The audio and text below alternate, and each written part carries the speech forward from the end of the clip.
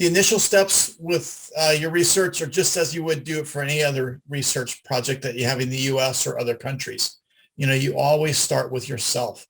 You gather the information and the stories from your relatives and the people around you, and you find the supporting records in the US that help you build the story behind your family history. You want to organize and record that information as you find it.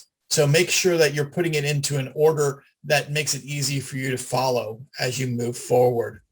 And then you want to find your immigrant ancestor. You want to find that first person who came over to the United States from Germany.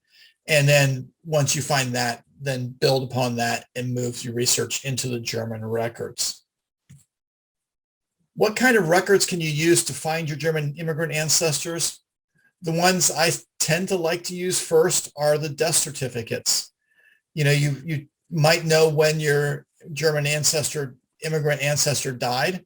And so you might be able to find death records such as death certificates, obituaries, church records, memorial cards, or family Bibles. And sometimes these will have the information you need to figure out where they may have come from in Germany. So here's a great example. This is my second great-grandmother, Teresa Turling Wise. She lived in Fort Laramie, Ohio. The family tended to stay in that same area for many, many generations. And this is her death certificate. And you can see that she died in 1926, and she was born in 1839. So she was 87 years old.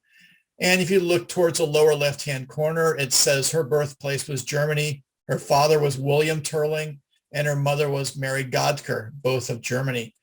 So we've got the parents' names, and we know that they all came from Germany. That doesn't give us a lot of helpful information, though. You need to know the town in Germany for these records to be helpful when you get to the German records.